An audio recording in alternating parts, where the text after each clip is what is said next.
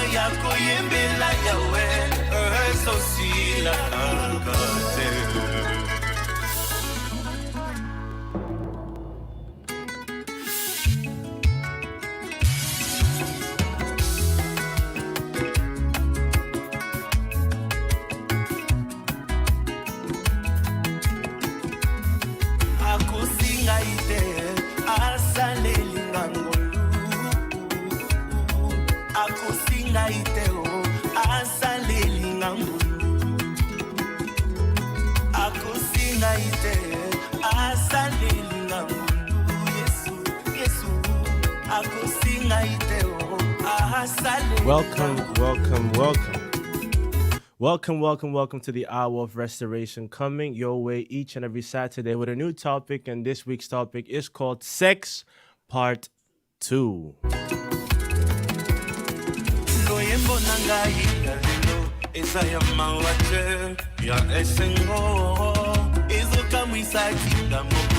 J'ai pas mérité tout ça. Difficile, c'était pas facile. J'ai persévéré. Au pisa kingai bilakai denatsuaki kinyai. Basanza bavula eleka. Last week we had a wonderful discussion concerning the topic sex once again. That was part 1. Today we're about to discuss what we discussed and preached in part 1, and afterwards we'll commence with part 2 of this month's teaching and topic. Once again, the topic is sex.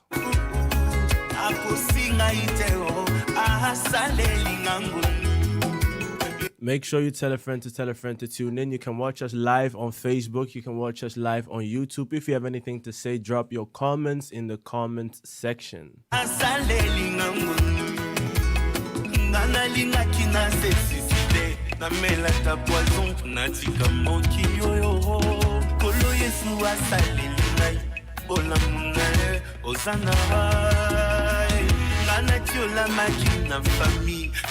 Ami, même pas inconnu.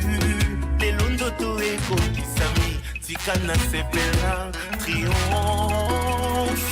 Tikanga na leka mo pepe, na pola ki deja, kati yankonda ya. Kolo Yesu a sekisinai, Lazare vivant, je suis là. Kosingaite o, asale lingamu.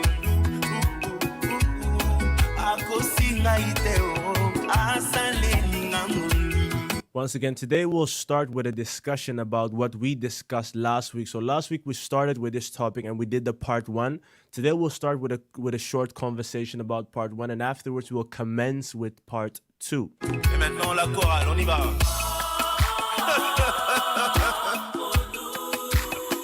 Allez, chantez, on y va. C'est beau. Nous chantons pour celui qui est assis. So if you missed part 1, Jésus-Christ, or you don't really know what we are talking about, Galilée, l'homme de mon cœur. know that you can rewatch the show on Facebook and YouTube. Balance la main, plus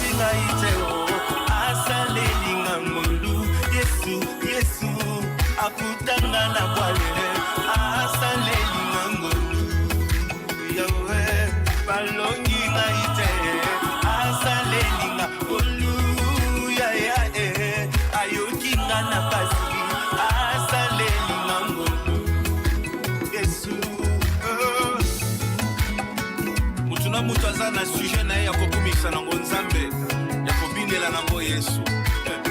Bonsoir Zoloba, après 11 ans et demi de mariage, enfin na boti mwana. Triomphe. Allez, je peux peut-être Zoloba, écoutez na Yesu na vie na ngai. Allez, danse pour lui, chante.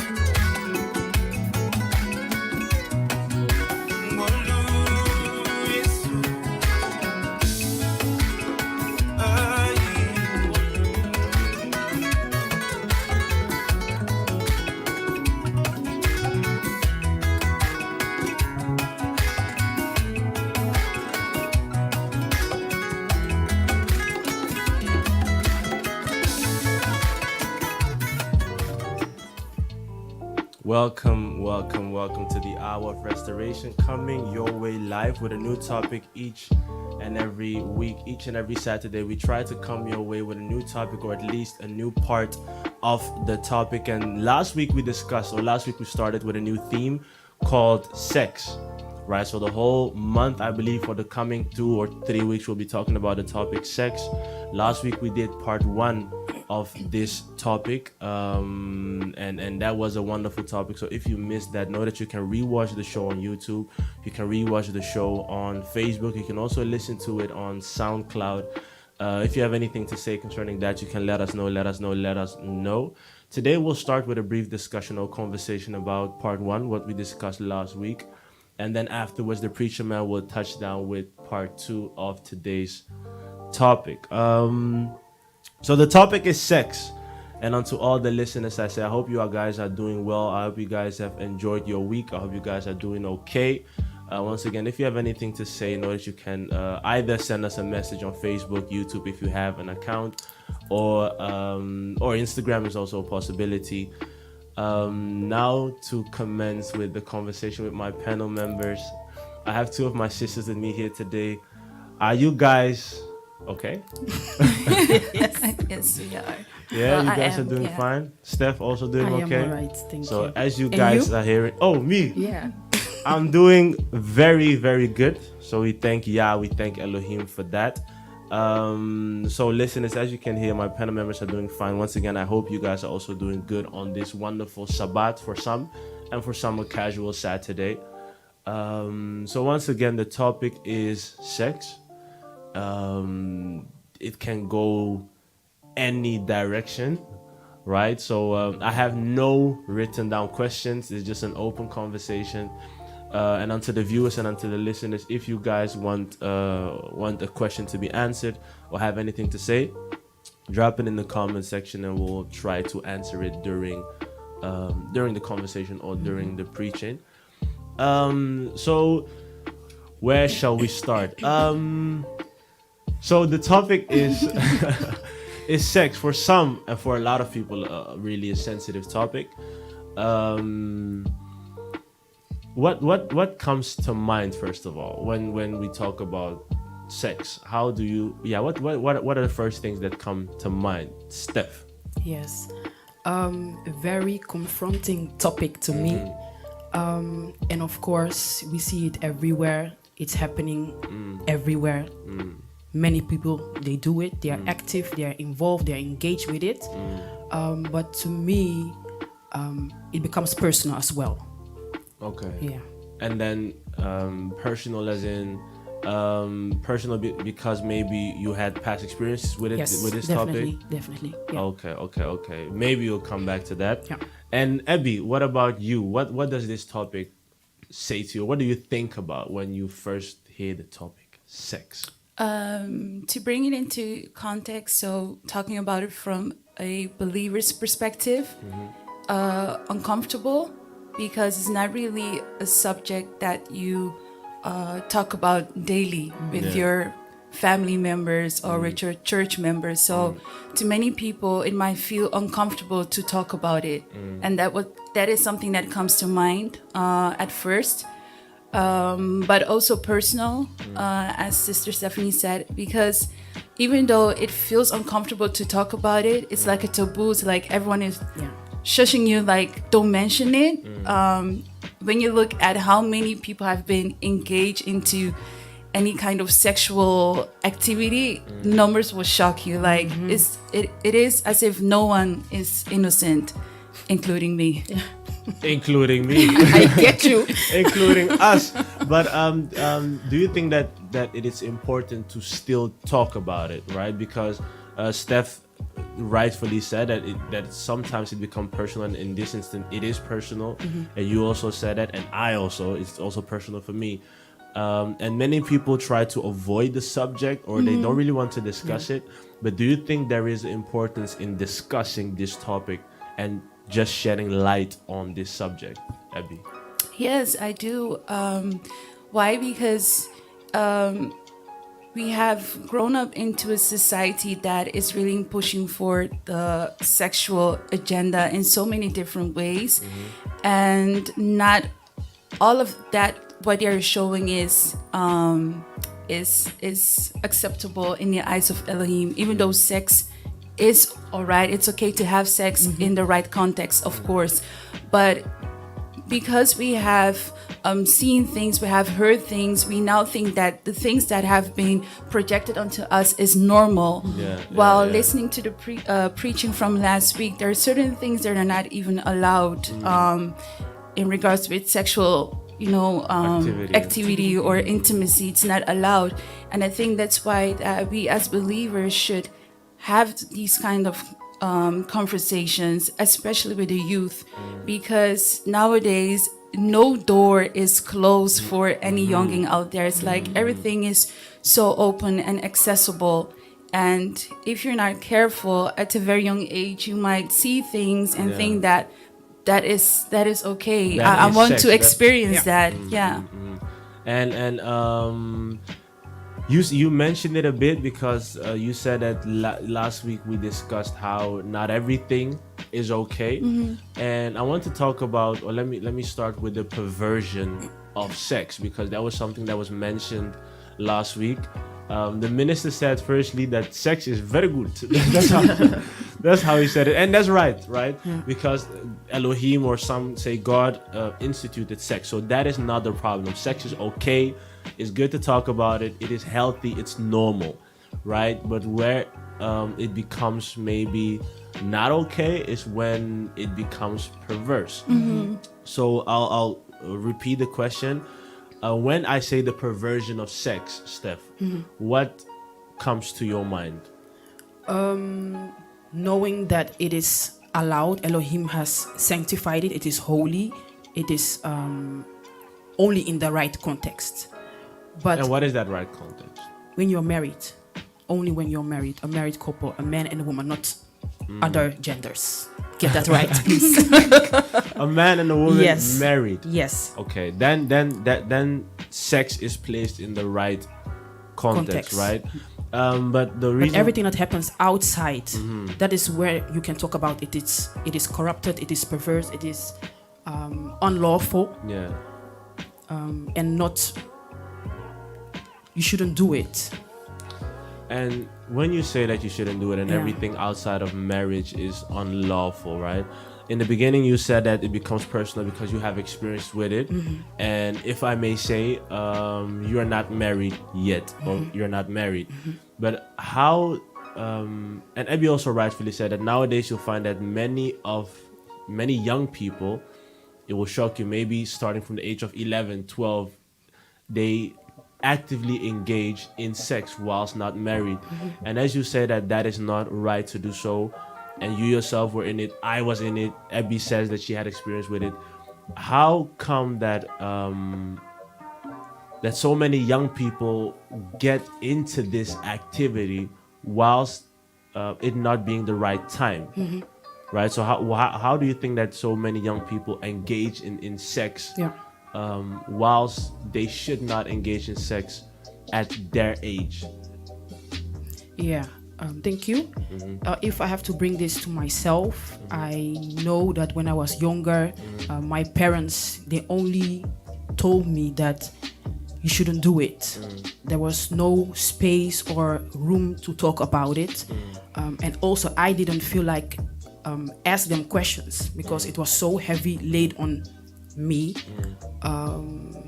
And also from their stand, like based on their faith, they believe in the Bible, they believe what the Most High is telling us, asking us not to do it only in the right context, which is when you're married. So I knew that in the back of my mind, and I remember the times when I was in school, high school, and then I was having conversations with some girls, and then they were active, and they asked me, Steph, have you done it? I said, no, I will never do it. I was kind of very principled and strict that I will keep myself until... Holy girl. Yes. Holy. I will keep myself until the time is right when I am married.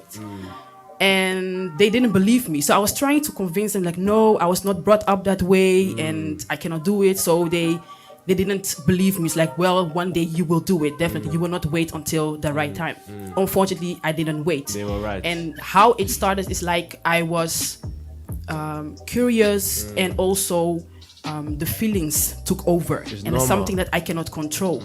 Natural drive. Yes, Sex and drive. it's in a very short time, like from a moment that I will say I will not do it, and then All of a sudden. I got in a relationship, and within 2 months it happened. That's how fast it went. So I know that even believers and unbelievers, when it comes to lust feelings, when it controls you in a way, then what your principles are, you will not stick to it, because your lust, your emotions, your feelings are stronger than your personal principles you have, or the faith that you stand on at the moment. And before I get to Abby, right? Do you still deal with that period of your life, right? Like, I'm assuming, this is an assumption, that you're not active anymore. No. Well, I should say something else, because I also struggle with lust still up till date. For example, when you place me in a room with a man, and we are both attractive to each other, we are connected, very intimately, I will definitely tell you that just give me 2 months and you will get a report that something happened. Not per se that I was involved in sex, but some sexual activity will definitely happen. Why? It's because the lust is still there. It is a feeling. And when it is entertained, when it gets more focus or attention, something happens. That's what I can tell you right now. So is that something that that came out of that experience that you had? Yeah. Definitely, right. So yeah. that is something that that came from, let's say, getting sexually active, and so now still dealing with lust, and sometimes it's not always lust, because you also have a natural healthy attraction, right? To discern the two, maybe we'll get to that, but sometimes it's lust, sometimes it's a natural healthy attraction, right? But you're saying that you still have that, and that comes from the past experiences. the past. Yeah. And Abby, do you have something similar in that instance? Because you also said that you also have experience when it comes to this topic. Let me reduce the background music a bit. Yeah, so you said that you also have experience when it comes to this topic. And are you still dealing with your past in regards to this topic, with your sexual past? Yes, for sure. I think as soon as you have like even seen something or really engaged into it, because the desire was there and now you have feel the desire, you have already tasted from it. So sometimes your flesh will yearn for it because it remembers how it felt. Yeah. And that's a feeling that you cannot just remove or just delete it from your system. It's as you mentioned, it's a natural thing, but because it happened not within the right context, so sometimes you have this feeling, but you're not able to do something with it because you're not married. So sometimes it comes as a disturbance. So I'm not going to lie that now that I'm not dealing or not engaging into those kind of things anymore, that I never have the feeling like, wanting to be with someone in a more intimate way.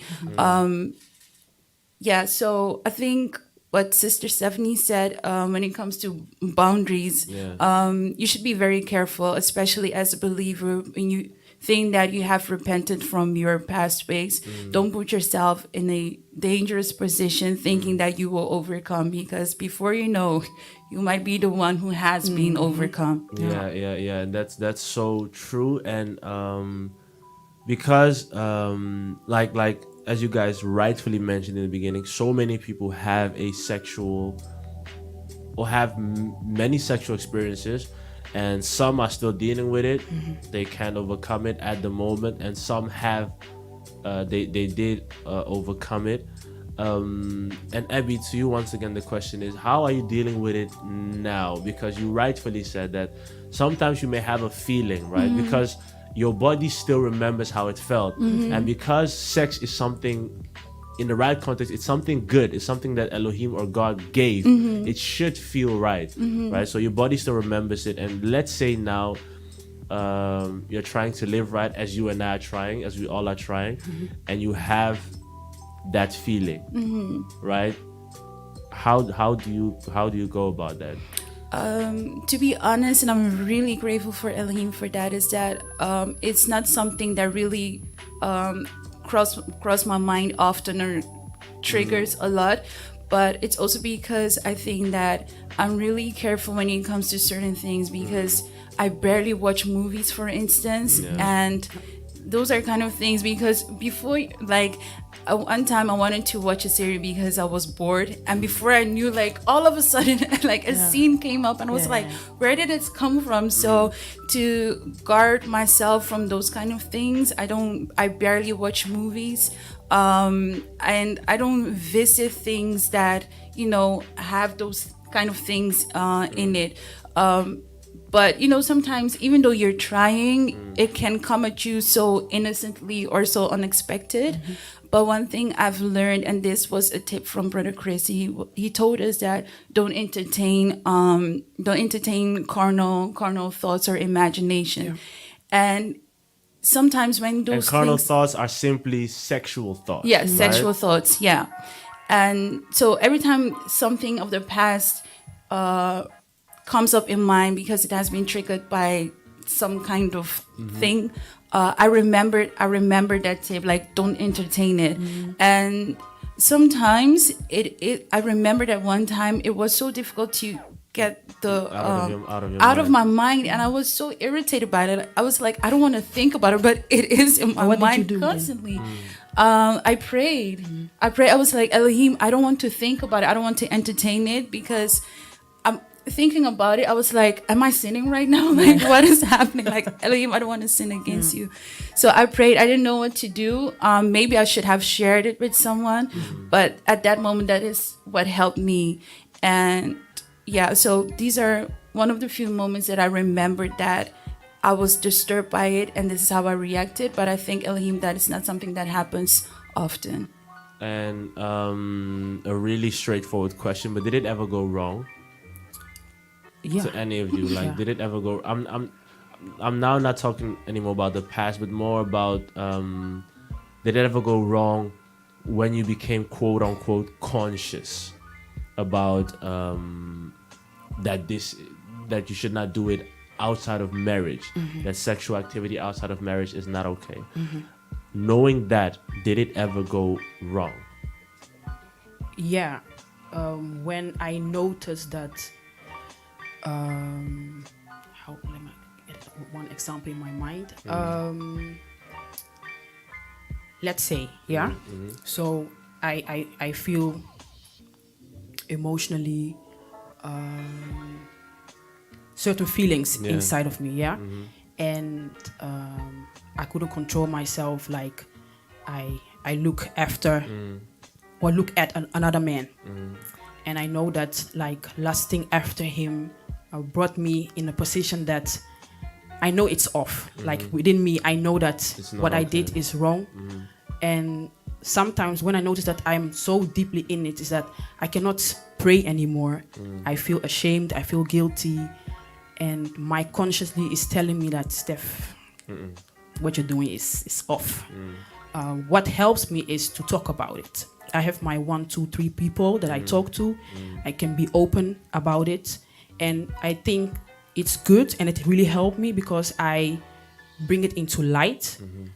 And also I give myself the opportunity to get advice.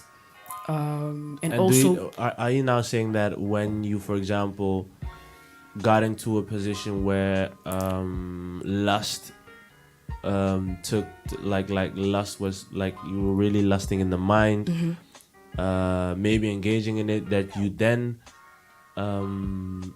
look for people to talk to with that?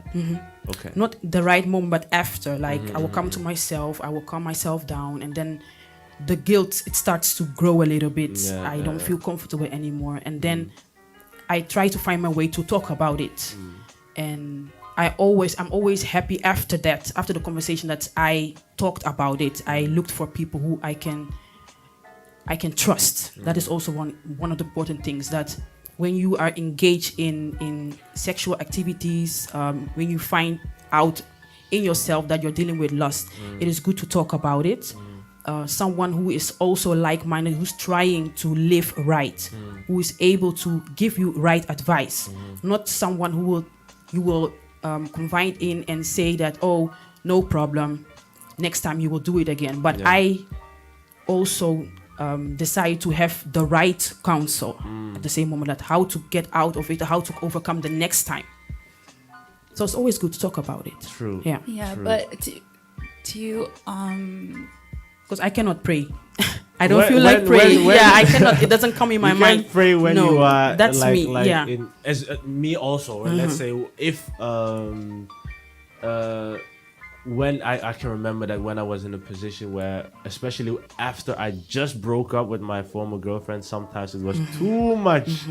You still remember everything fresh, right? So when that comes to mind, you can't just switch it off. Like, oh, at least I can't just switch it off. Okay, let me now pray because I'm lusting. Let me no. You have to. I think what worked for me is maybe try to firstly be honest about it. Like, this is what is happening, right? This is happening. This is what I'm doing. This is what comes to mind. Accept it. Maybe try to get yourself out of that room, because I usually notice that when those things really come to mind, at least in my situation, it was usually when you were alone. The setting was just right for things to go really, really bad, really fast. Maybe get out of that room or that environment, something like that. That worked for me. But I noticed that Abby also wanted to say yeah, I something. wanted to say something, like to make a comment about what you said, like talking about it. But that part alone is very difficult. Yeah, of course. Especially when it's like you have to talk to someone who is from the opposite sex, because if I would reach out to a person, it will be a man, because the person that I have talked to in the past, or the ones that how do I say it? I see them as my mentors. They're men, and so coming to them as a woman, telling them what you have done in the past, I think because generally women are kind of looked down upon when they tell certain things sexually. I think society, like, we are so quick to judge women, like, oh, then you a whore, or you have done this and this and that. So that shame and that shame can make you feel uncomfortable to talk about it, even though it's so important to talk about it. But that's what I want to add to that. As it's not really easy. It is I think, especially for me, because for me it was really difficult to open up as a woman, because I was like, oh, what will that person now think of me? Because we see it more as, oh, it's okay for a man to be sexually active and to have those kind of feelings, but women have those feelings too. Yeah. Wow.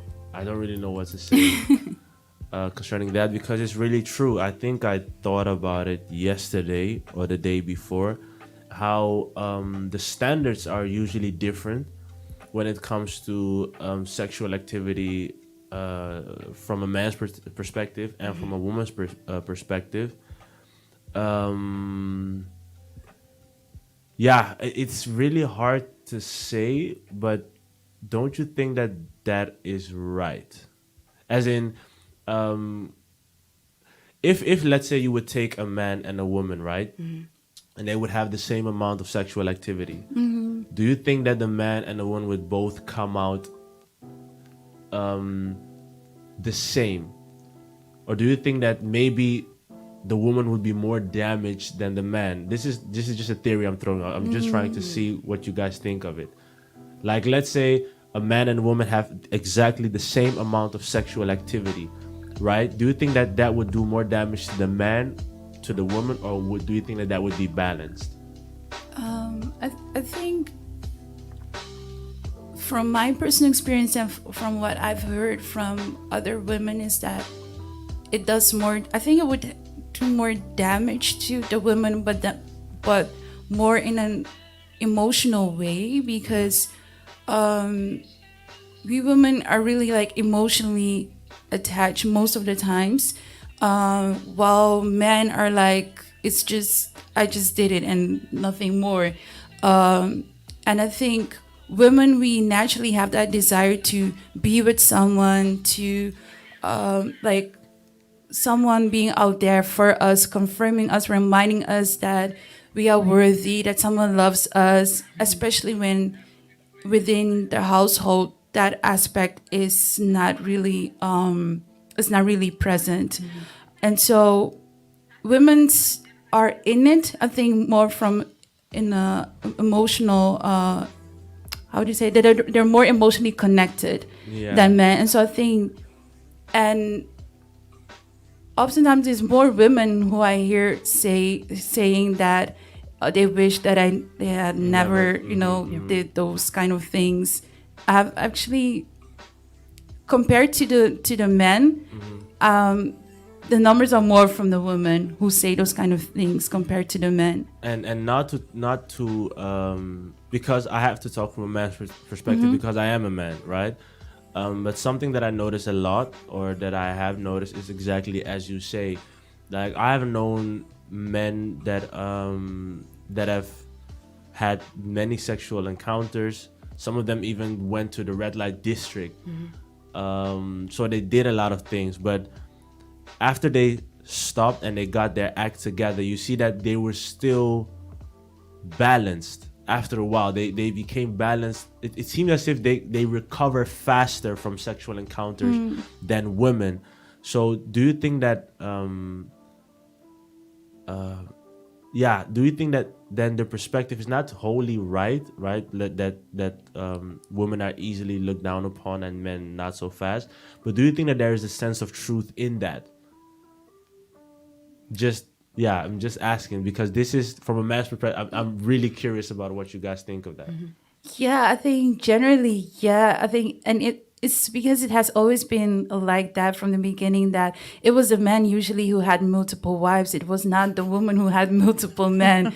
And so I think, I'm not sure how I can explain it, but I do understand that it's weird if you hear like a woman has slept with so many men. It's like, oh. Yeah. But when a man does it, we don't react the same way. And I don't know why. It should be the same, but it's not in reality. Do you think that it should be the same? Of course. Why? I know, like, when you put the genders next to each other, it's different, but it's still the same records. You're not supposed to do it as a man and also as a woman. So why is it then allowed, or is it okay if a man slept with, let's say, 40 women and then a woman slept with 40 men? Why is there a difference? It should be seen the same. And we have a comment. I'll get back to that. We have 5 minutes left. Okay. So Mrs. Perry says, I really agree with what Abigail said about the bias there is against women. Purity culture is also heavily targeted towards women. So as you say, the bias is there. And to get back to your what you say, Steph, I'm not saying that it is right to judge women more severe when it comes to having sexual encounters, but I do think that you cannot compare men to women. Yeah, I agree with you, but if I have to bring the facts, it is really the same. Even if you ask me, and I will end up in a relationship and I know that this guy has slept with so many women, my reaction will be like, whoa, it's crazy. That is how everybody will respond. Yeah, but like when you look at it from a natural standpoint, right? Yeah. When you do your research and you look at what happens when a man and woman are sexually engaging with each other, you'll see that there happens a lot more to the woman naturally than happens to a man.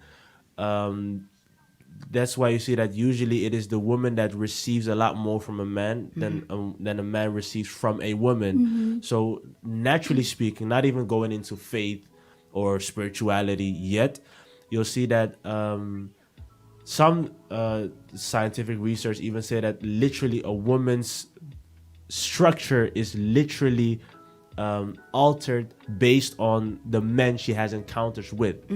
Because he literally releases something into her and she doesn't release anything into him.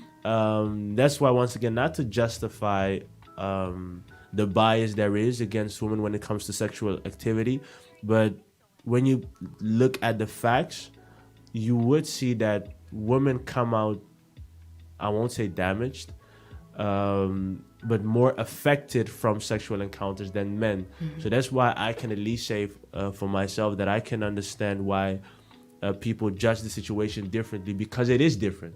Something really different happens to the woman and something really different happens to the men. And yeah, in the last 3 minutes, I would like to ask you guys what you guys expect of the next preaching, because this was a discussion about part 1. So if you guys missed part 1, you can watch it again on YouTube and Facebook. But now we're about to get into part 2. Once again, it's called the effects of sex. So we spoke about the causes last week. Today we'll talk about the effects. And what do you guys expect when it comes to the effects, Abby? Sorry, what do I expect? Well, I'm actually curious to hear what a preacher man has to say, because when we talk about sex, sometimes people feel like, oh, I can't relate because I never had sex before. But masturbation is also part of sex, for instance. Pornography. That's true. Yeah. We didn't even touch that, but that's true. So don't think you are virgin, you are holy only because you didn't have sex. Pornography, masturbation, same thing. Exactly. And we are quickly to overlook the causes of it. And sometimes we even forget how it all started. And yeah, so I'm really curious what the preacher man has to say about that, and also how we can recover from that. But that might be next week, I think. How we can overcome never know. it. Yeah, we will see. And Steph, so what do you think about the topic to come? Effects, once again. Yeah, I really hope that the minister will explain more about what it does to you spiritually when you are engaged with sexual activities in the wrong context. In the wrong context. Because I think most people who are watching, they are young, maybe they're not married, and still they are engaged in it. I think it should be very nice if he can explain more about that, what happens to you spiritually, maybe about soul ties, because we all, or some of us may experience it, even though you have not been involved sexually anymore. How to make sure that you are getting better, you're getting healed. I hope he can explain more about that as well. Yeah, and I think that I hope that he will touch some of the things you guys say, because I think that healing is something really important, right? We didn't have time to touch on it, but there's also a lot of times you see also that many people bring their sexual experiences into their marriage and into their relationships, which might really be detrimental, have a really bad effect on their relationships. Unfortunately, because of time, we can't really discuss that. But I really want to thank you guys for joining me during this conversation. It was really insightful. It showed, I think, many people that we still go through things, right? You can, let's say it can be something in your past, but your past is still part of who you are, regardless of what you feel like or what you think. You still carry it with you, but you still need to find the right way to deal with it. And I think that that's also a part that comes with healing. So thank you guys for sharing, being open with me, being open with us. I'm really grateful to have you here. And after this song, we'll get to part 2 of the teaching. Stay tuned, stay tuned. And unto the listeners, I say, if you have anything to say, drop it underneath the comment section. We'll try to get to it in part 2. So stay tuned. In 10 minutes, we'll be right back. Yes.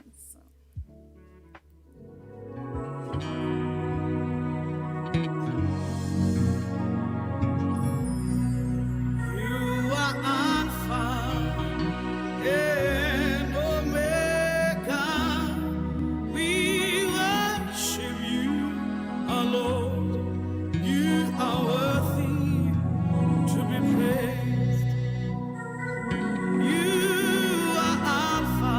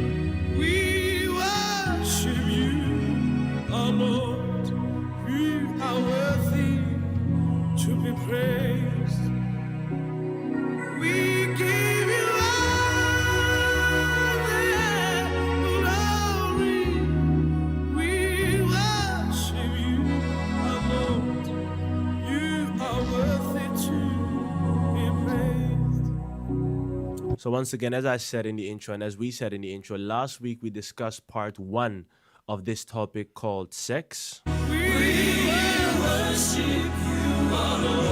And we just had a discussion or conversation about part 1 of this topic called sex. And now we're about to enter into part 2 of the topic, once again called sex. Last week we discussed the causes. And today we hope to discover the effects and everything that surrounds the effects of sex.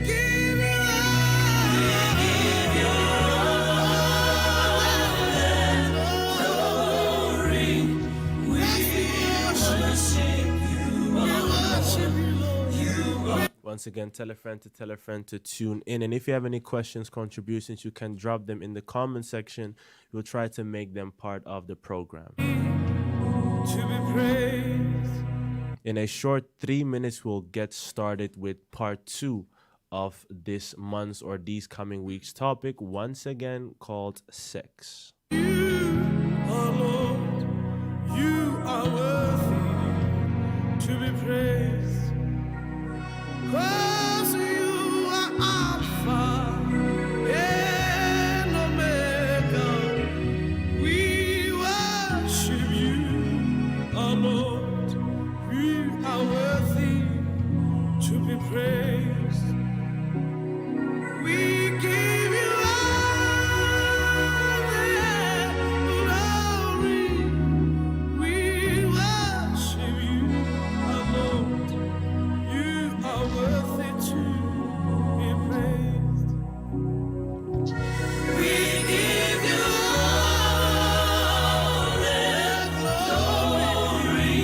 We worship you, our Lord. You are worthy to be praised. We give you all the glory. The glory. Worship you, our Lord. You are worthy to be praised. We give you glory.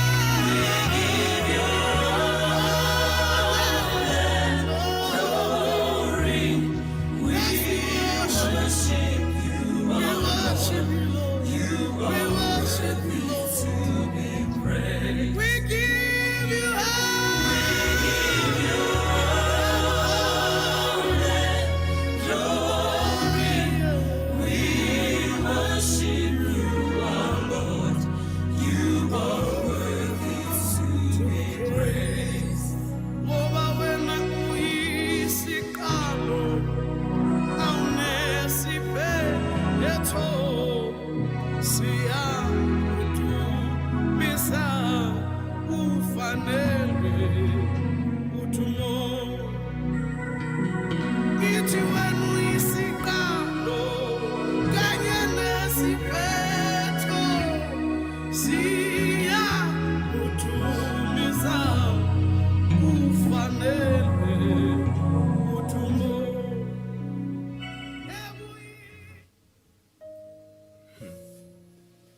Shalom, shalom, shalom unto all our listeners, viewers, wheresoever you are.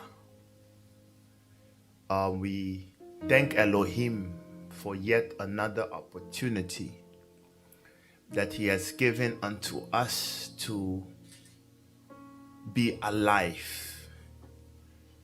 The scriptures say that a living dog is far better than a dead lion. For as for the dead, they know nothing, nor is there any praise that will be received of the dead. But as for the living, as long as there is hope, there is a chance for reconciliation. And the Apostle Shaul, he said that we have received this ministry of reconciliation. We have received this ministry of peace. And the Messiah came and said that blessed are the peacemakers, for they shall be called the children of Elohim. And oftentimes when we hear that, we think it is meant between the peace of men and men only. But the true peacemakers are men who seek out what to do in order for humanity to have peace with Elohim. That is the true peace that the scriptures speak of. That is the true peace that is lacking in the world. That is why from the very beginning, this great Elohim who no eye has seen, no ear has heard, when humanity went astray from him, he sat down within himself and said, what must I do in order to bring my children who are now in rebellion against me? What must I do? And so what he did was he prepared for himself vessels, men, whom he set aside in order for him to put his spirit within them. And these men he called prophets, so that these men would teach humanity what is their issue, what is their problem, what is their calamity. And therefore, every prophet who came, all that he would do and would preoccupy his mind and his energy is, I must return the hearts of the children to the Father. And I must make sure that the heart of the Father is brought back to the children. So every prophecy, as the Bible said, is of no private interpretation. For men of old were inspired by the set apart Spirit in order to minister unto the souls what has gone wrong. So therefore we thank Elohim for all the prophets who indeed went before us. We thank Elohim for Moses having given unto us the 5 books, the books that constitute the nation of Israel, both the physical ones and the spiritual ones. And after Moses, many of the prophets who came, Isaiah, Jeremiah, Ezekiel, the saddest prophet that has ever lived. And then the Bible says that when the fullness of time indeed was come, Elohim did send forth his son, born from a woman, born under the law, that he may redeem all those that were under the law of sin. So having received this ministry, we come today unto you in the name of Yahuwah Elohim. Amen. Whom others call God, but who we know to be called Yahushua HaMashiach. Amen. Hallelujah. Whom others call Jesus. And whatsoever you receive him, whatsoever name you receive him, we come in the name of Yahushua HaMashiach to once again speak unto you, dear listeners, something that will bring you closer unto him. For the time is far spent. The time is far spent. And because the time is far spent, the observers are worried. And they are worried because the decay in humanity, the decay in morality, it has been put on a Ferrari, especially beginning from the year 1950 50s, 40s, when television was introduced. In the last 50 to 60 years, when technology really grew more than, I think it grew like 10,000 times faster than anything we can imagine. Exponentially. And as it grew exponentially, the impact thereof has been detrimental, to say the least. That is why this topic is heavy.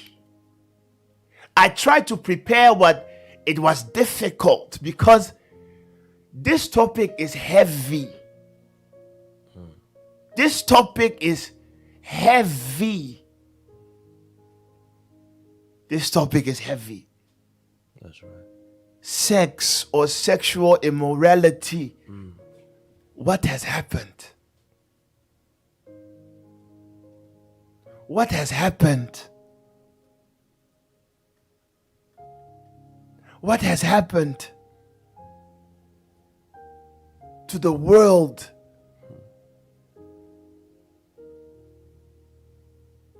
What is the mystery of it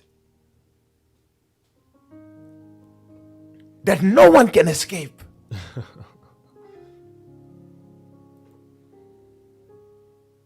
Sometimes I sit and I observe. And as some people, I look at them and I salute them. Generals. I salute them. I salute them. Therefore, blessed are those who have received this particular grace to enter into marriage undefiled. I salute you. I salute you. For that same very fact, you that are walking, to me, you are a living miracle. Wow. I don't know how.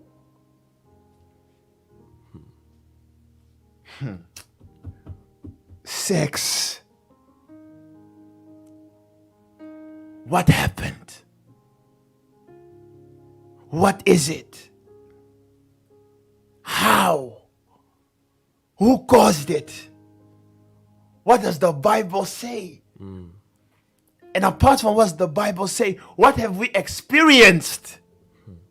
What have we seen? How do we manage? For the singles, for the married ones, sex. A simple word, but very difficult. Impactful. To the point where, if there is one thing that Elohim hates, it is called idolatry. That is why whenever you would speak to Moses, his very first command is always, hey, don't put anything where I should be. Do not put another L before me. He absolutely abhors idolatry. Which is also known as the sin of the spirit. However, he was looking for something that he could equate idolatry with. And lo and behold, Elohim equates idolatry with the sin of fornication. So why? Why? Let's read something. Jeremiah chapter 3. From 1. Jeremiah chapter 3, starting from verse 1. They say, if a man put away his wife, ye men, ye mortals, ye, not me, you yourself say, if a man put away his wife, and she go from him, and become another man's, shall he return unto her again? Will he return unto that woman again? Shall not that land be greatly polluted? Will not that land be spoiled? But thou hast played the harlot. Listen, but you have played the harlot with many lovers. With many lovers. But yet return again to me, saith Yah. Listen at what level Elohim sees idolatry, and he was looking for a term for us to understand how much he hates it and how much that sin is grievous. And he looks at the sin which is found amongst men, and look and behold, he has seen no sin more grave than sexual immorality. Thou hast played the harlot. He has seen no sin so grave as the sin of sex. Pause there. This is the intro, and at closing I will bring this home to answer Steph's question. Amen. With regarding to soul ties. So Elohim was looking like, with what will I compare it with? And he said that if you want to wound a man, just take away his wife. Just take away his wife. That's why in Congo we have a saying that there are two things you don't do in life. You don't take someone's money, and you don't take someone's wife. These two things are untouchables. It's here where we got it from. Elohim is saying that, listen, you yourself say that if a wife plays a harlot, If a man put away his wife, if a man put away his wife, and she go from him and become another man's, shall he return unto her again? Shall not that land be greatly polluted? so spiritually Elohim equates idolatry with fornication. So the question we must ask, why? What are the grave dangers of sex? Though it is wonderful, Wonderful. in the eyes of the Almighty, sex is the least in his creation. He gives it little esteem. Why? Because he knows that sex is a door to sin. Gateway. For he said that with 7 spirits did I create men. That's true. And with these 7 spirits that I created men, it is out of these 7 that men operate. And then he began to speak. The first is the spirit through which man lives. And then he concludes and says the 7th spirit is the spirit of procreation, through which men can procreate. He says, but it's so the there is a caveat. There is a caveat to this natural urge. He says, but those who are lovers of pleasure, it is through this act that they will commit many sins. So the reason why I'm just telling you, listen to me. Today, I'm trying to talk to you guys. Conversation. Just let's chat. From heart to heart. Let's chat. I'm not here to speak about the positive things of sex we know. We have to put emphasis on the negative aspects. The dangers. We have spoken about it sometimes, but we have received new things. Because the time is grave. So what makes sex so dangerous? That because there are many sins where the Most High says resist. But then when it comes to this one, he says Run. flee. Give me that verse. He says flee. Flee. 1, 2, 3. From 1 Corinthians chapter 6. 1 Corinthians chapter 6. From verse 18. What does it say? Flee fornication. He says flee fornication. Now this word fornication, don't try to be smart and say only unmarried people commit fornication, which is true. But that is why sometimes the English words or the English translation, sometimes it is deceptive. Because in the ground text, it says porneia. It says flee porneia. And the word porneia, as we say in Dutch, het is een containerbegrip. It's much Meaning, broader. it is a word that has levels, Layers. dimensions, layers. It's like an onion. So porneia, the first onion, has to do with unlawful sex, which is one. Second layer is sex outside of marriage. Sex without a covenant. Sex without a covenant. Another layer is a married couple who are doing certain things which are not allowed, even within the context of sex. It is also considered porneia. Wow. So you can be married and still be sexually immoral. Wow. Not everything is allowed. Not all things are conducive. I will touch that. Wow. So you can be married and still be a dog, A beast. a beast, My goodness. within the context of your marriage. So porneia, it has layers. So when it says flee fornication, it is hitting both the singles and the married ones. That's right. And the married ones. So he says flee. Fornication. So for the context of this teaching, let's just say flee porneia. Wow. So flee porneia. Why? Every sin that a man does For every sin which a man commits, is without the body. it is outside of the body. But he that commits fornication But he that commits fornication, sins against his own body. so we have read this often, A lot. but who has really understood? Like the disciple asked the Ethiopian eunuch, understandest thou What thou readest. what thou readest? Because let's just take things at face value. What sin does a person do without his body? Are you able to commit sin without your body?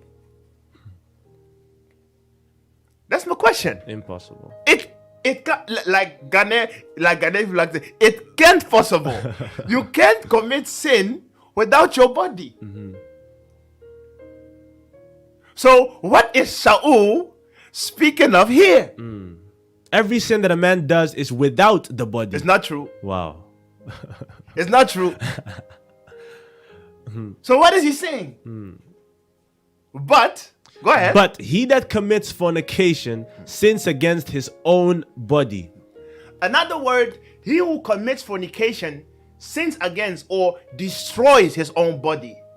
But what does he mean? What does he mean? I will give you an illustration and then we will come back to that verse. Give me the book of Luke. Luke 8. Start from verse 43. And before we read that, I can see the comments of our sister Priscilla. She did not really agree with what I said at the end of the conversation in regards to the judgment of men and women when it comes to having sexual partners. But maybe we'll touch it this week. Sister Otherwise, Priscilla, I am coming. he is coming. So don't worry, I am coming. Nice. Luke chapter 8 from verse 40 and 3. Luke chapter 8 verse 43. And a woman having an issue of blood. Listen.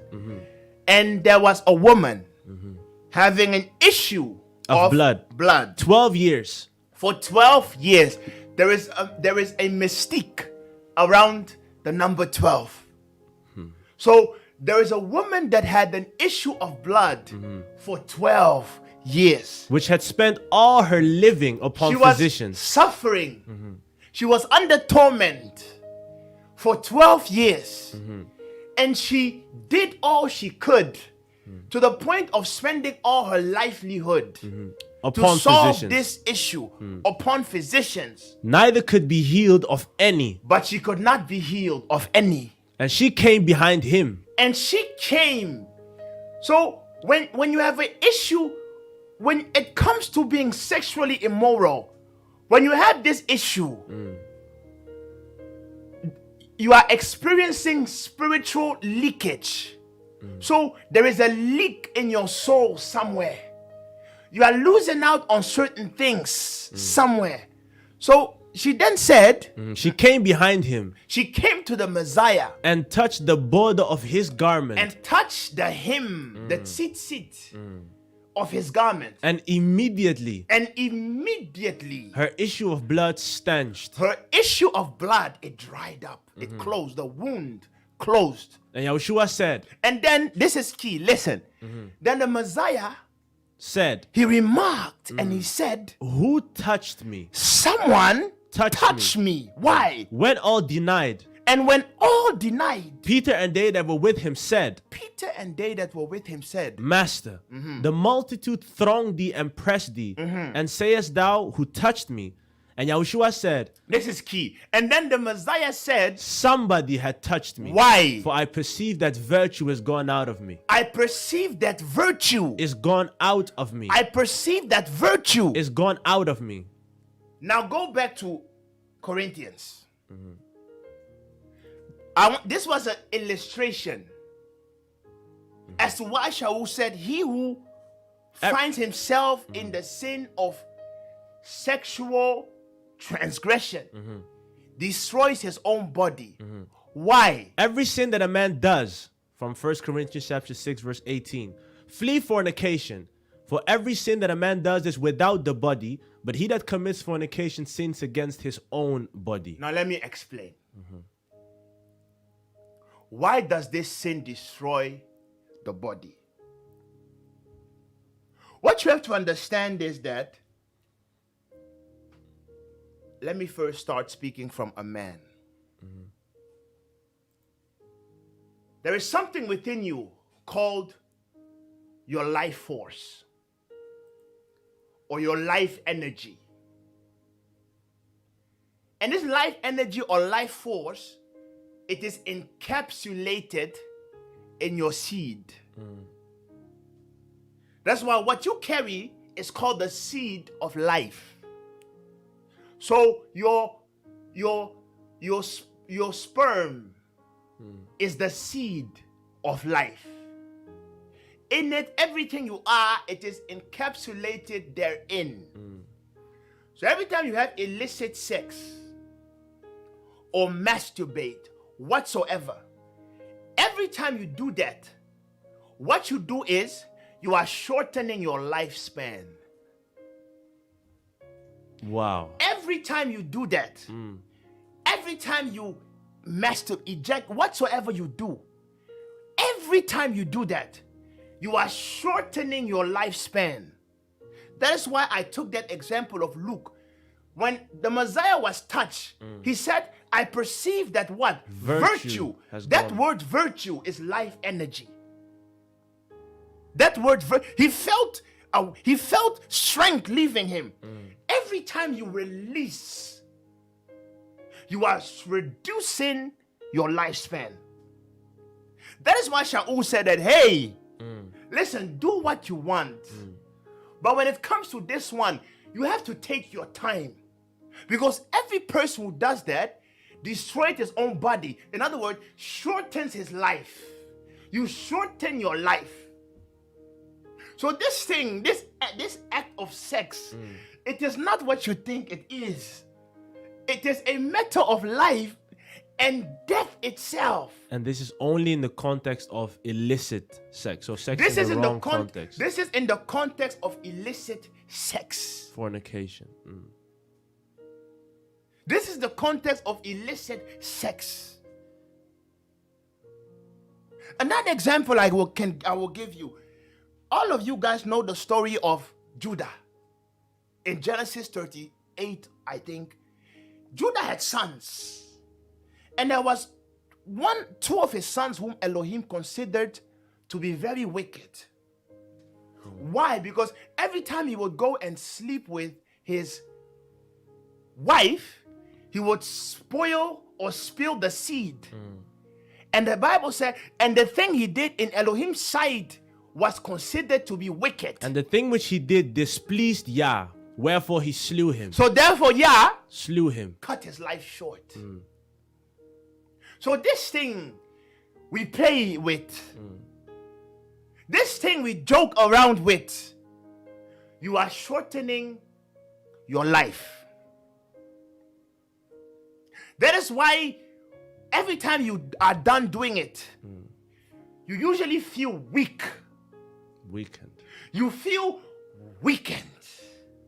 It's as if every strength you had within you is gone.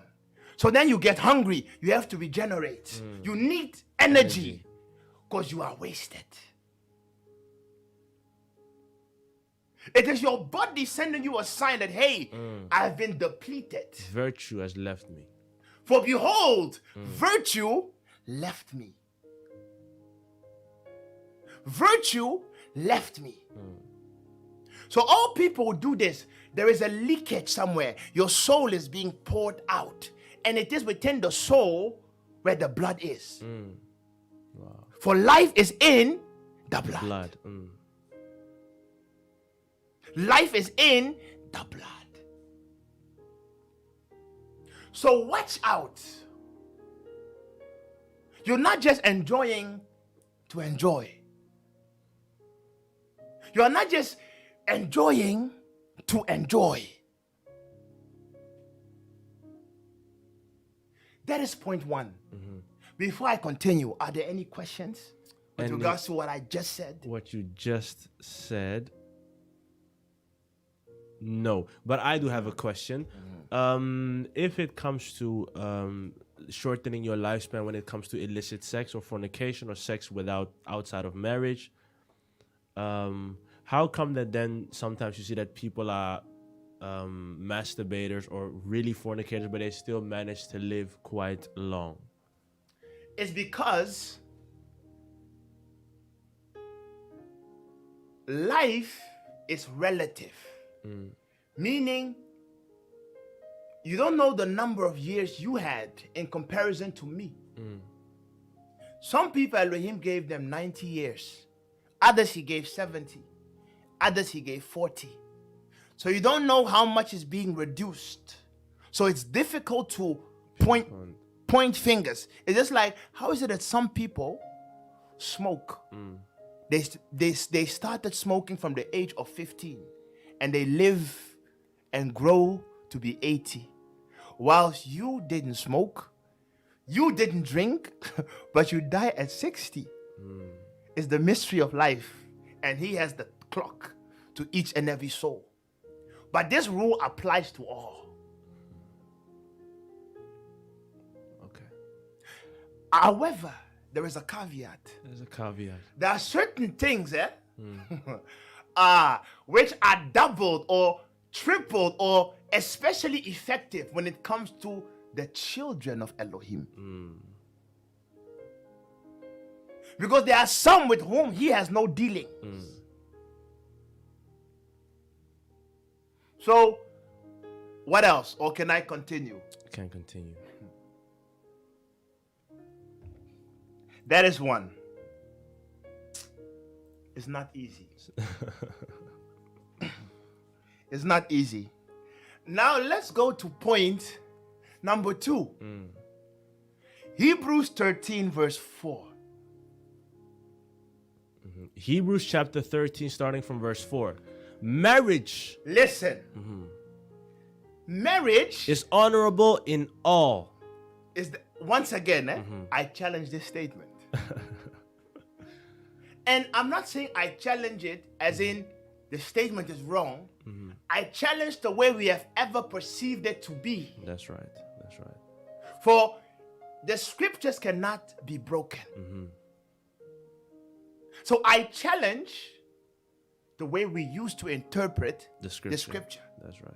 Marriage is honorable in all. And the bed undefiled. So you have beasts now who sanctify themselves under the covenant of marriage, but defile the covenant of marriage. Wow. It's the same as the Bible said, that Elohim said in the book of Isaiah, those who sanctify themselves with swine's flesh. Behind it. So though prayer sanctifies things, prayer sanctifies not all. It sanctifies within the context of that which it said it would sanctify. That's right. That's right. So let marriage be honorable in all. In all. And the bed undefiled. Wow. But whoremongers and adulterers, Elohim will judge. Now, let me ask you a question. If marriage is honorable in all and the bed undefiled, why would he still speak of adulterers And whoremongers. and whoremongers? You see? So it means you can be in marriage but still be an adulterer or a whoremonger. So the key verse here is, let the marriage bed be undefiled. What have we discovered? So, from a Hebrew custom, from the customs of our forefathers in Africa still until today, what happens on the night of marriage ceremony? Tell us. Usually, when you marry,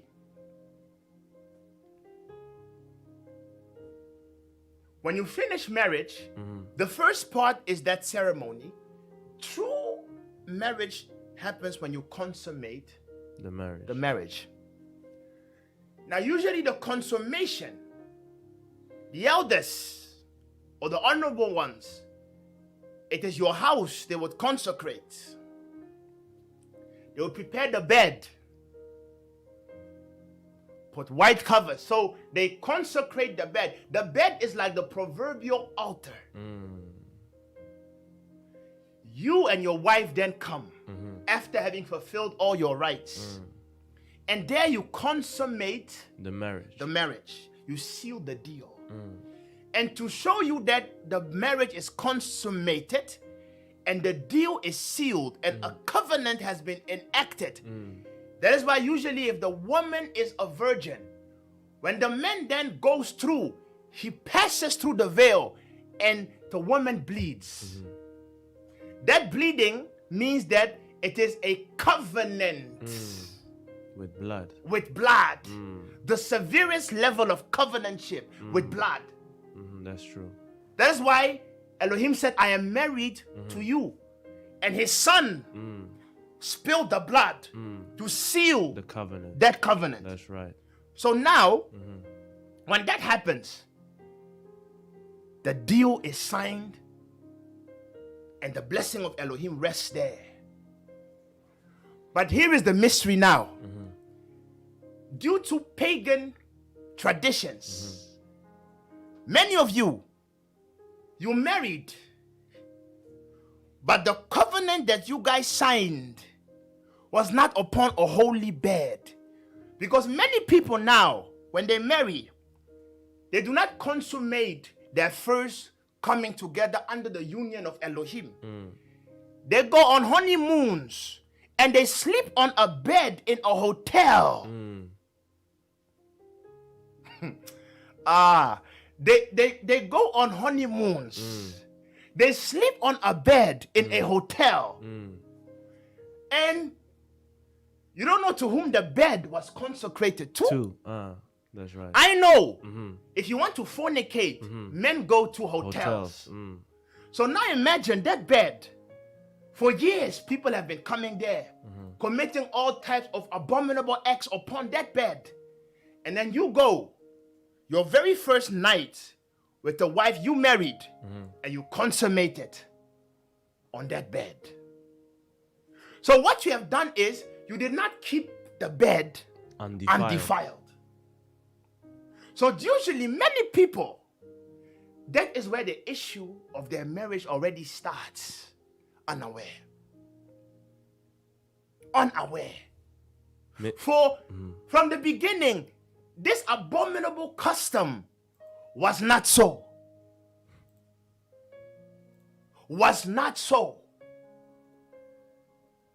Make sure when you marry, the first time you guys come together, let it be in your house. Let it be in your house. On the bed you consecrated to the Almighty. Let it be done there. And then, if you want to go on a holiday, whatever, do what you want. But that day, be Sealing careful. of the covenant. Be careful. Question. Yeah, so the sister is not named Priscilla, but her name is Felicia. Jacobs. No problem. And she says, does this also count when it happens in your sleep? So a wet dream for men, and she says for the woman, she don't know how that is called, but I think it's also a wet dream. But the question is, does this also count, what you're explaining now, when it happens in your sleep? Or how does that relate to this? Wat is the vraag eigenlijk? Yeah, like what I only see, does this I also know, count but when it happens has in this your to do sleep? with what I explained now or before this one? That one she has to elaborate because I just saw it. Okay. It was about that seed. Oh yeah. It was about that virtue seed. has Yeah, left virtue you. has left. Yeah, Now, okay. because this is a spiritual principle, it happens to both. I named the example of a man is because the man is the one who carries the seed. But women also ejaculate. I mean, also find pleasure and also can release. And when they do it, fluids are also coming from them.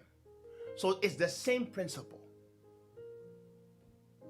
It's the very same principle. Yeah? Yes. Okay. So any question on what I explained just now before we continue? No, but I do have a question to confirm. So when it comes to wet dreams, there is no difference between the physical act, that's what you're saying, if I'm correct, and that which happens in dreams, because the same leaves you. So seed leaves men and fluids leave. When it comes to, because the topic of dreams is a different topic altogether. I may touch on it when I would deal with that soul tie question of Steph, but so let's park that question. I may try to touch that at the end. So, but remember that question, yeah? Cool. Because dreams are deceptive. That's the problem. Dreams are very, very deceptive.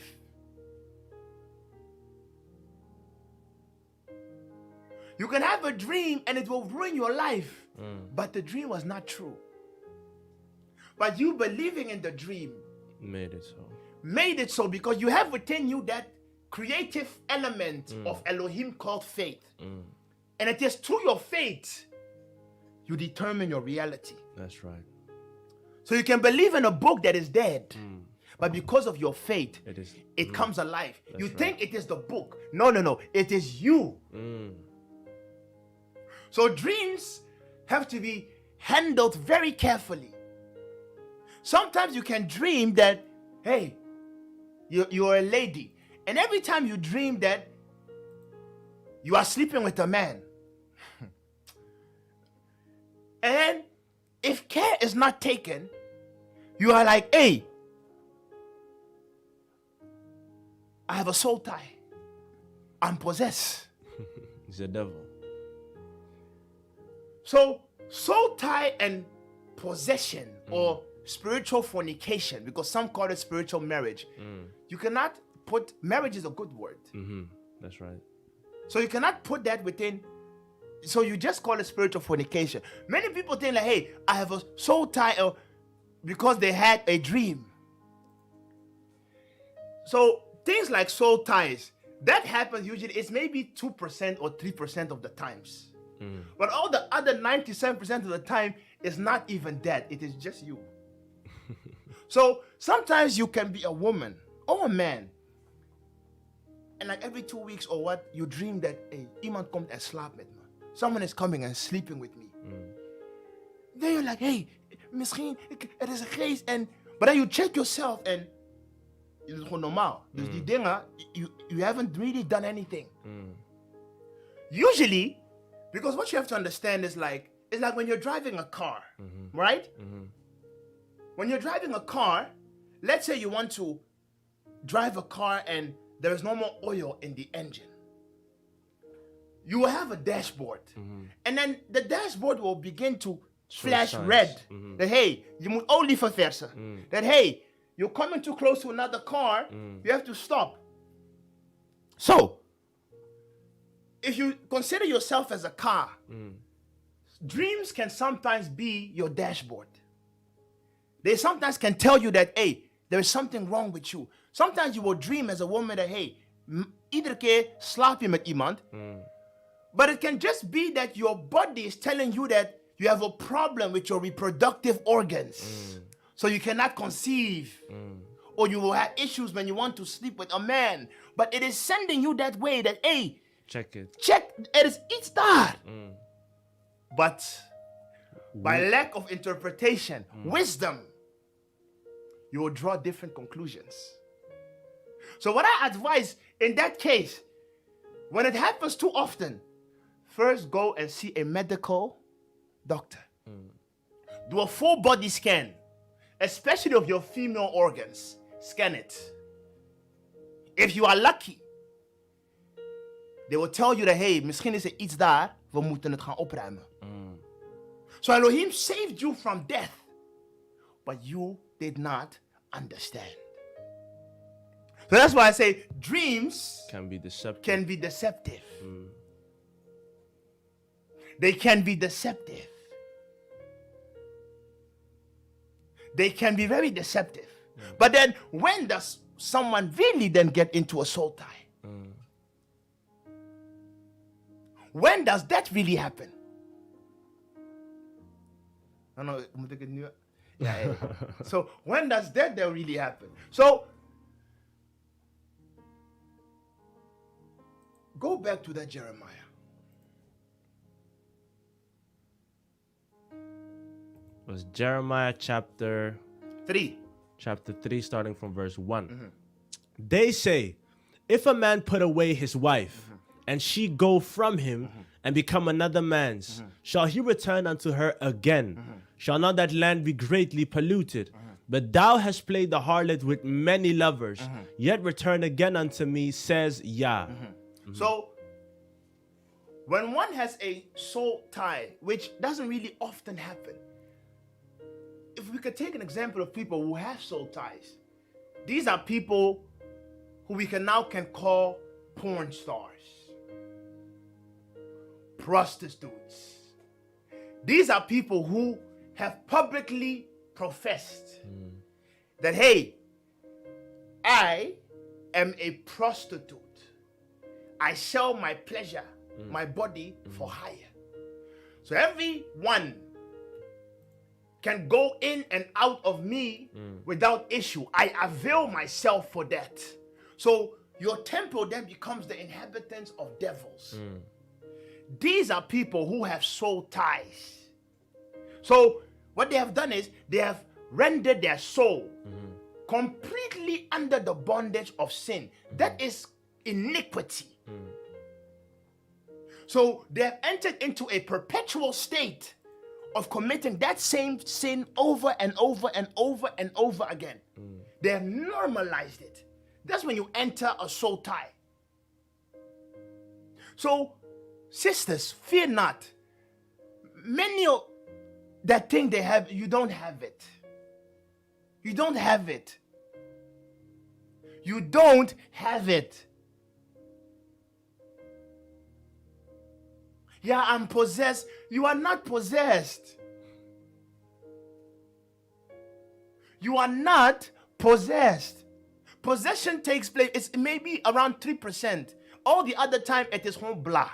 Your mind is playing tricks on you, and so are the spirits. Zo makkelijk gaat het niet. Otherwise, all of us, especially me, would have already been possessed. Long time.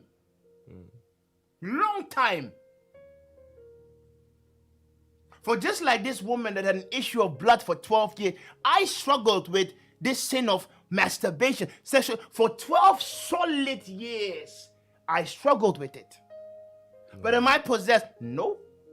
Why? I understood something. I understood something. And what I understood is what I'm explaining now.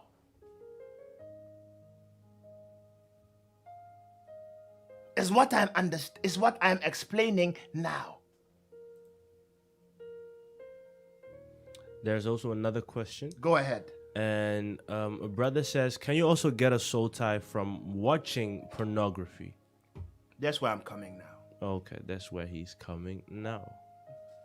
So watching porn, you will not get a soul tie from there. However, what you will get is a baptism of perversion. So what do I mean by that? So what you have to understand is, the Bible said, behold, the prince of the powers of the air. Just consider yourself as being a radio. Using the car again. A radio has two frequencies. It has the FM and it has the AM. Right? So the Bible says, the prince of the powers of the air, whose spirit worketh in the children of disobedience. So these are people who are tuned into the frequency of the lawless one. So what happens when you watch porn? You watch porn. You watch porn. Remember, the Messiah said that the light of the body of is the the body eye. is the eye. Therefore, if the whole eye be dark, then the body is dark. Why is that so? It is because, let me see how I can really explain this without quoting. Okay, let me see how I can really explain it. So,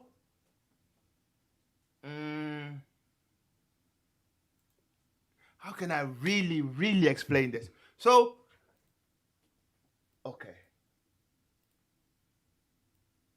Yeah, okay, Dara. Yeah, great. Nice. Give me the book of Matthew.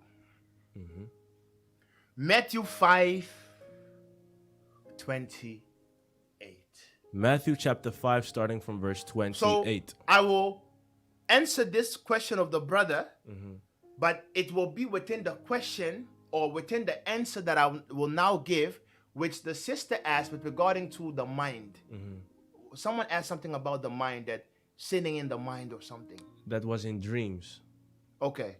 So, okay, that was in dreams. But let me tell you something about sinning in the mind, and then I will link it to watching porn. Matthew 5, verse 28. Now listen to this. But I say unto you, The Messiah say, it is written that men will not commit adultery. ye have heard that it was said by them of old time, Ye have heard that was said by them of old time, thou shalt not commit adultery. meaning that at old time you were allowed to look and lust. You can look and lust away every time you wanted. Your eyes had a free buffet. You see someone, hey, Too sweet. you lust, it's no problem. As long as you haven't done it, It's okay. nobody cares. But now the Messiah said, no, now let me bring you further. But I say unto you, Now I am saying to you that whosoever looks on a woman, that whosoever now looks on a woman to lust after her, to lust after her has committed adultery with her already in his heart. has committed adultery with her already in his heart. So now give me Job 31:7. Listen at this. Job chapter 31, starting from verse 7. What does it say? If my step had turned out of the way, Listen, if the way I walk, if my behavior has turned out of the way, and my heart listen, and my heart walks after my eyes, walked after mine eyes, and if any blood had cleaved to my hands, so it is possible for your eyes to walk somewhere and not your heart. It is possible for your eyes to wander, but not your heart. So when does something become a sin? Something becomes a sin when you accept it in your heart. and my heart walked after my eyes. That's why when the sister said that I told them before, do not entertain foolish thoughts, it's because when a foolish thought comes in, you haven't sinned. So a sister's walking by, like, hey, the shock, or whatever. You haven't sinned yet. if at that moment immediately you rebuke that thought and you move on. When does it become a sin? When from the mind it sinks to your heart and you accept it. So, meaning, you see someone, you're like, hey, so it's a moye damo. Oh, hey, so the thing, man. And then, but if you cast it off, you move on, you prevailed. You conquered. But if you see it, hey, so the thing, man, and then you contemplate. The Bible said, and the woman, when the enemy came and gave her evil aspirations, she listened, meaning she was entertaining the thought. And then the Bible says she did something worse. She looked at the tree. And when the woman saw that the tree was good for food, She saw that it was good for food. and that it was pleasant to the eyes. And so, in order for her to see that it was pleasant to the eyes, she had to contemplate. And a tree to be desired to make one wise. You see? So, when a thought comes, if you cut it off, you have prevailed. You move ahead. But if you begin to entertain it, and then all of a sudden you accept it, you're like, hey, ja man, ze is echt mooi. Oef, wat ik zou doen.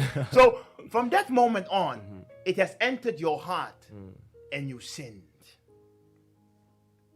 And you sinned. So you must cut it off at the root. You must cut it off at the root. That's right. And the danger of sex is that sex can be compared to sugar.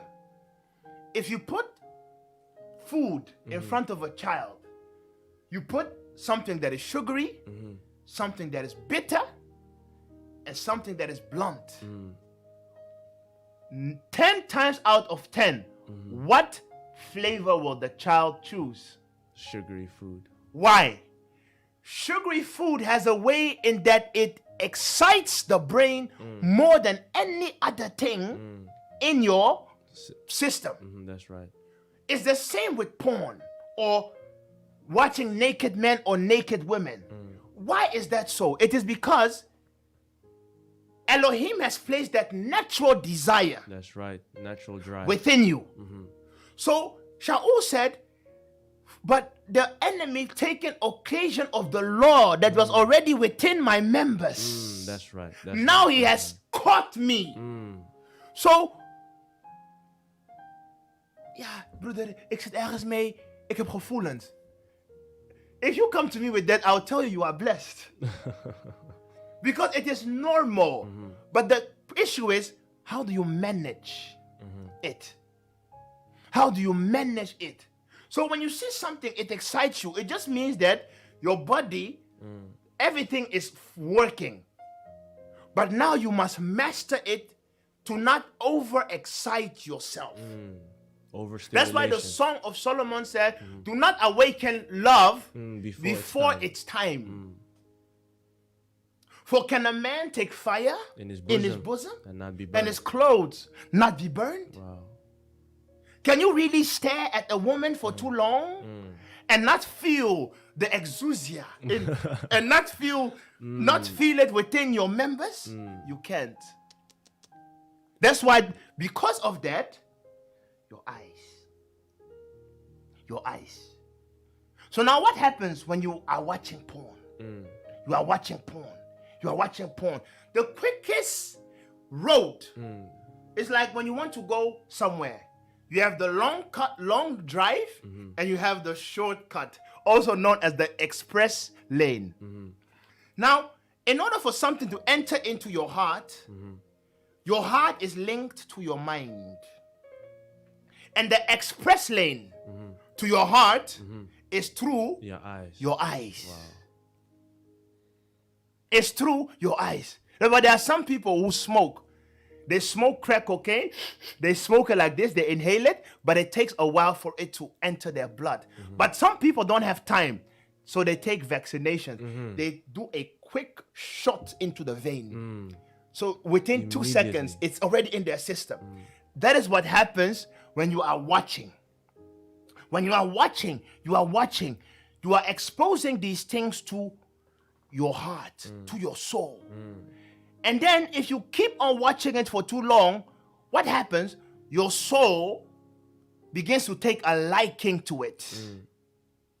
When your soul takes a liking to it, your soul then loves it.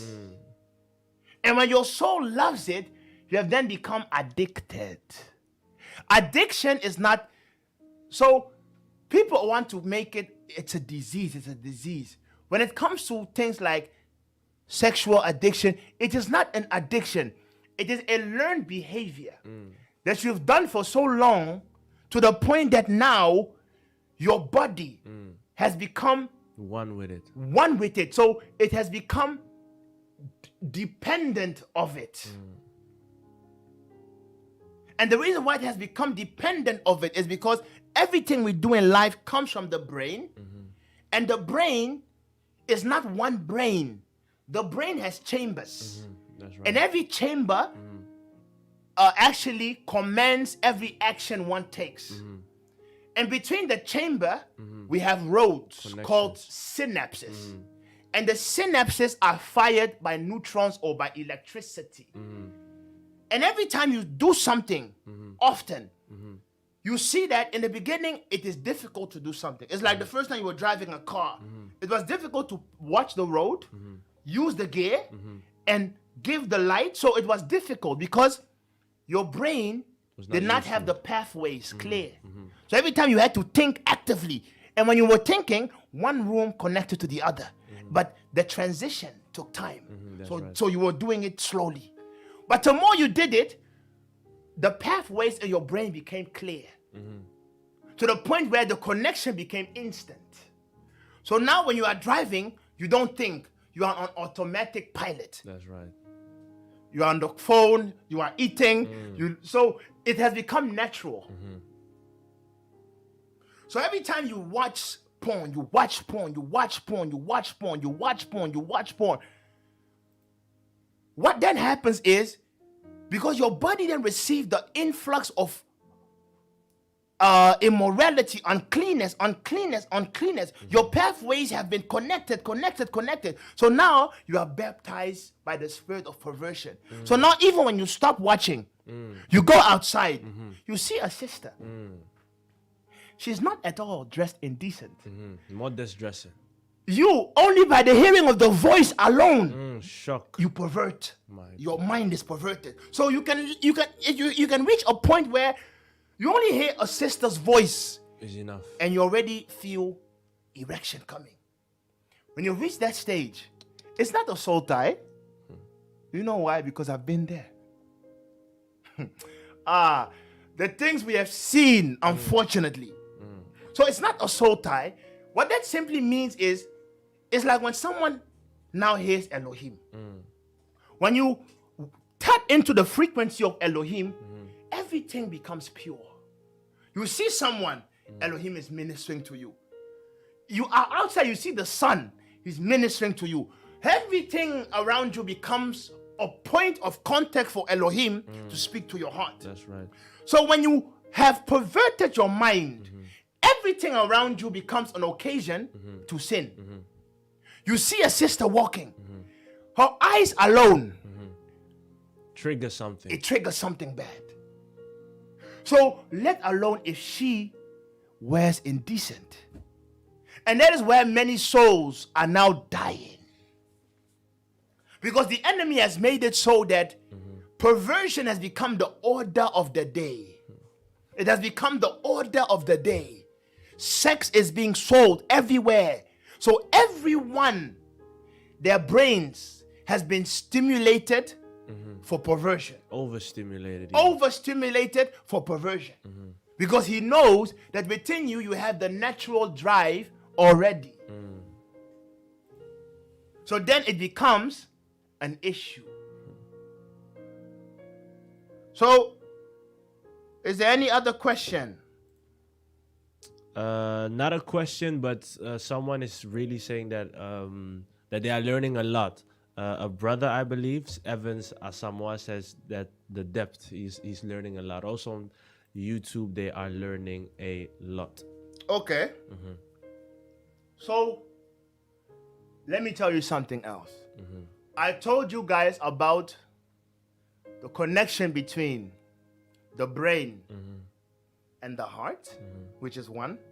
But there is also another connection. Because, listen carefully.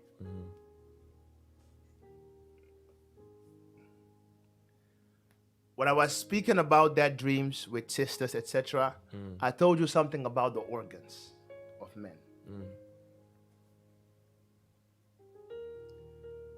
Apart from the brain-heart connection,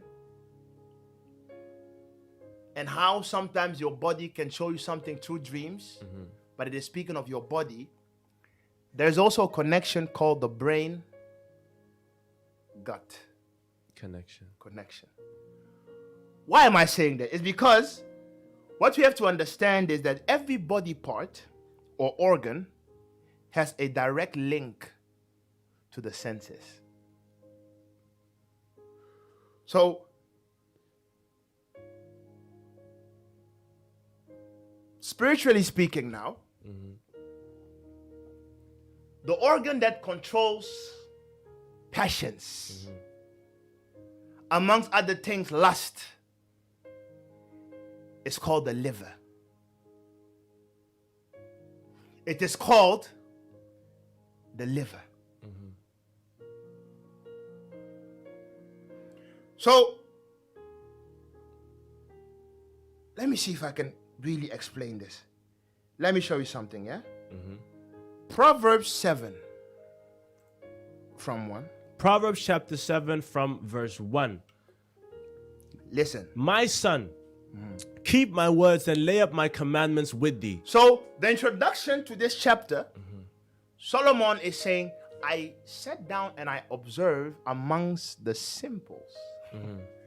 And there I saw Among the youths, a young man void of understanding, there I saw a young man ignorant of facts. passing through the streets near her corner. And he was living life, but he just happened to make that mistake one day to pass through the corner of the infidel woman. And he went the way to her house. And he unfortunately went the way to her house. In the twilight, In the twilight. in the evening, in the black and dark night. And behold, there met him a woman with the attire of an harlot and subtle of heart.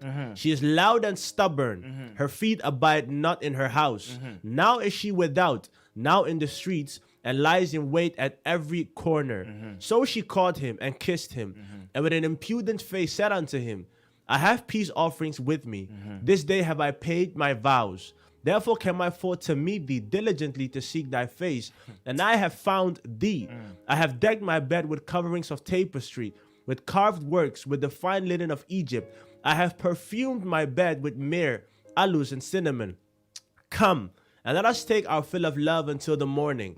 Let us solace ourselves with loves, for the good man is not at home. He is gone a long journey. You see? She's an adulterer. Just like many of us, unfortunately, spiritually, we have become fornicators. For we are married unto Elohim. But yet we go astray, sinning against him through, amongst other means, sex. So he's speaking of an infidel. Go ahead. He had taken a bag of money with him and will come home at the day appointed. With much fair speech, she caused him to yield. With the flattering of her lips, she forced him, and goes after her, and he goes after her straightway, as an ox to the slaughter. Now listen, as an ox to the slaughter. Or as a fool to the correction of the stocks. Go ahead. Till a dart strike through his liver. Read that verse again. Until that a dart strike through his liver. strikes through his Liver. Why is he speaking of the liver? To confirm, Ezekiel chapter 21. Ezekiel chapter 21, starting from verse 1. And the word of Yah came unto me, saying, Son of man, set thy face towards Jerusalem. No, not verse 1. I think Ezekiel 21. Ezekiel 21, one sec.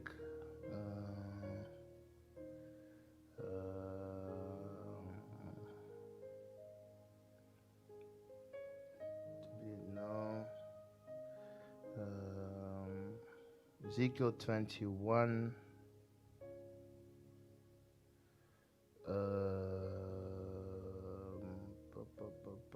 It should say that for the king of Babylon stood at the parting of the way. Look for that verse for me. For the king of Babylon stood at the parting of the way. Ezekiel chapter 21. For the king of Babylon stood at the parting of the way. Ezekiel 21 from verse 20 and 1. What does it say? For the king of Babylon stood at the parting of the way. Listen, for the king of Babylon stood at the parting of the way. This parting of the way, it is a road that has two ways, the two inclinations of men, good or evil. For the king of Babylon, who we know is the seducer of men, for the king of Babylon stood at the crossroad, at the parting of the way, At the head of the two ways. and he stood at the head of the two ways. So he stood in front of your soul. Go ahead. to use divination. And he used divination. When you are watching porn and all manner of filthy things, you don't understand that they are casting spells on you. So he used divination. He made his arrows bright. He made his arrows bright. He consulted with images. He consulted with images. He looked in the liver. And he looked in. The liver. Stop. What are they speaking of? 5 more minutes. My goodness. What are they speaking of? So what you have to understand is that the liver is linked to your passions. The liver is linked to your passions. The liver is linked to pleasure. The liver is linked to self-control. That's why in science they will even tell you your food determines your mood. There are certain foods known as aphrodisiacs. Oftentimes we hear it, we think it is a joke. No. It is not a joke. Just like there are certain things you watch and they impact you spiritually. There are certain things you eat. And once you eat them, you lose a portion of self-control. My goodness. And I cannot go into that because when the recommendations will come next week by Elohim's servant, then you will get recommendation. But I'm just telling you the cause and the impacts. The impacts.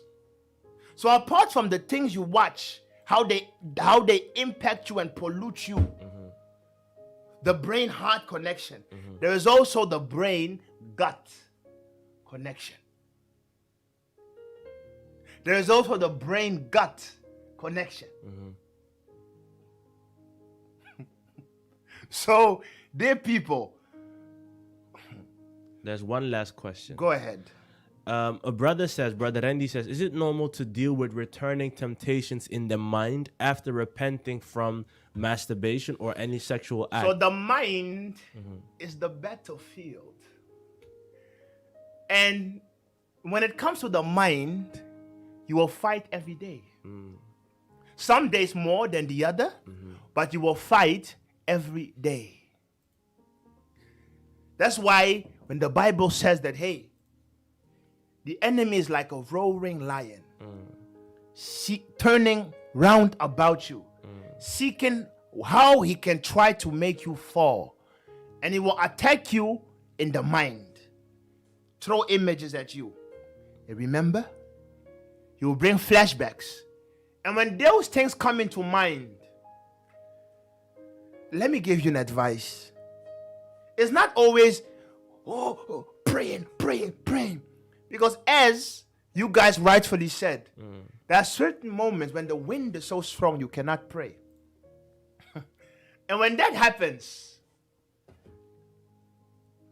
there is 111 or there is 112, but there's also have some people you have on speed dial. And already make them aware of the situation so that when you call them and you tell them, hey, my mind is not barky, then they can be your David. They can sing songs to you and minister to you to calm down. There are some things you can't always pray. Pray that you fall not into temptation. But when you are in temptation, you pray not. You run. So, hey, my mind is nu niet bang. Als je nu niet met me praat, weet ik het niet. Then, the person can minister to you. Sometimes there is no person. Put music. Worship. Sometimes je eet is te vol, to relax. Misschien, zet gewoon misschien Bali of zo. Iets that will not bring you to sin, but that will kind of distract you until that wind blows away. Because it's a wind. It's a wind. And the thing with wind is wind comes. And wind goes. And wind goes. That's right.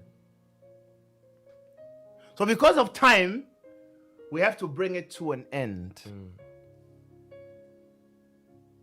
Was that it? No questions? No questions. Then may Elohim be glorified. May he keep us all standing. May we try to keep our eyes pure. Control the things you see, your mind. And think of your own life when it comes to these things. And we will see you the next time around. Shalom.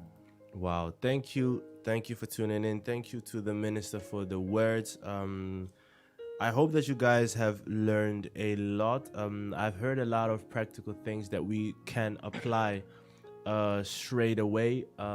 This was part 2 of this week's topic called sex. Last week we did part 1. If you missed that, make sure to check it out. A lot of insightful things were shared and said during last week's part 1.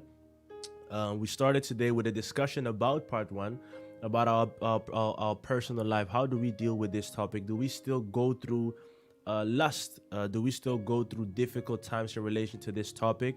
And today we just concluded part 2 of this week's topic, once again called sex. And next week we'll get into part 3 of this topic, and then we'll talk about how to effectively tackle this topic to overcome or to healthy or deal with this topic on a healthy way and manner. This is the Hour of Restoration. I know that you can watch us and listen to all the shows that we did, or the topics that we handled on Facebook, the Hour of Restoration, and on SoundCloud, the Hour of Restoration, and also on YouTube, the Hour of Restoration. I want to leave you with this very last scripture that is found in Romans 13 verse 14. It says, "But put you on the Master Yahushua HaMashiach, and make not provision for the flesh to fulfill the lust thereof." Let that be your basis. Let that be your foundation. Do not even make provision for the flesh to fulfill the lust thereof. And I hope you have learned a lot. And with these words, we leave you. And we hope to see you again next week when we'll touch part 3 of this topic. Have a wonderful, wonderful Shabbat and a nice day. Bye-bye.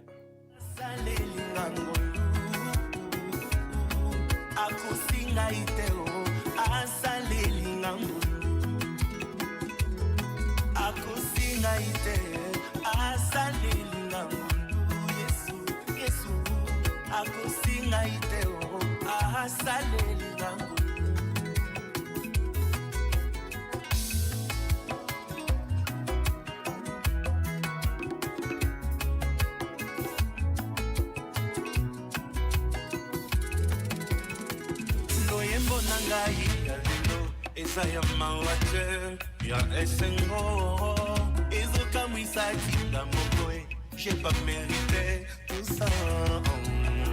Nana les kakiba non difficile, c'était pas facile, j'ai persévéré. Au pisa kingai, bilakai, denatsuaki, kimia. Basanza bavula eleka, nazela kango, leti abaku. Elona la mouki na kongoy, on a l'obano, merci. Oh, kosinga iteo, asale lingangondu.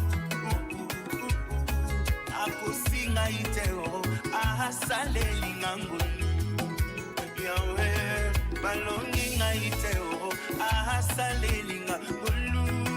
Ya akosinga iteo, asale lingangondu.